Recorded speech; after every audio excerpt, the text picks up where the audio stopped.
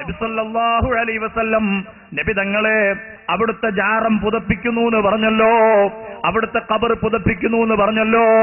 അപ്പൊ സലഫി ചോദിക്കുന്നു, എന്തിനാ തങ്ങൾ പാപ്പാക്ക് പുതപ്പിക്കുന്നത്? അവിടെ കൊതുക് കടിക്കാതിരിക്കാനാണോ? കൊതുക് കടിക്കാതിരിക്കാനാണോ? മൗലവിയുടെ പ്രസംഗമാണ്, ശ്രദ്ധിക്കണേ മോമിനീങ്ങളെ. എന്നിട്ട് അതിന്മേൽ ജാറം മൂടുന്നു, പട്ടുകൊണ്ട് മൂടുന്നു, അവിടെ വിളക്ക് കത്തിക്കുന്നു. എന്തിനാ ജാറം മൂടുന്നത്?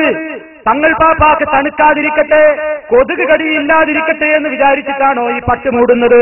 ഞാൻ തിരിച്ചു ചോദിക്കട്ടെയോ? പരിശുദ്ധമായ കഅബാലയം, അതിന്റെ തില്ല ലക്ഷക്കണക്കിന് വിലമതിക്കുന്ന തില്ല ഓരോ വർഷവും മാറ്റുകയാണ്. കഅബക്ക് കൊതുക് കടിക്കാതിരിക്കാനാണോ മൗലവി?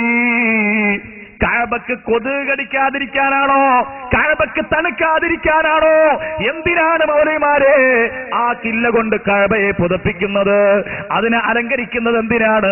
അതൊരു ആദരവാണെന്ന് തിരിച്ചറിയാൻ മഹത്തുക്കളെ ആദരിച്ച് പരിചയം വേണ്ടേ?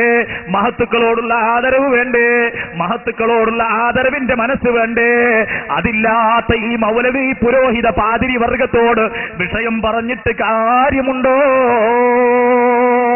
ഉലമാഇനെ തരം താഴ്ത്തലും ഇവർക്കുള്ളതാ, അംവാത്ത് അഹിയാവും അതിൽ ഉൾപ്പെട്ടതാ. നിനക്കുള്ള കോട്ടം ആദ്യമായി ചിന്തിക്കണം, അന്യന്റെ മാംസം തിന്നലും സൂക്ഷിക്കണം. നിനക്കുള്ള അമല് നാളെ അവനും നൽകണം, ഇല്ലെങ്കിലോ അന്യന്റെ കുറ്റം കേൾക്കണം. പരലോകമിൽ നീ കൈവലഞ്ഞവൻ തന്നെയാ, ഖേദം ഒടുക്കാൻ മാർഗമില്ലത് തീർച്ചയാ.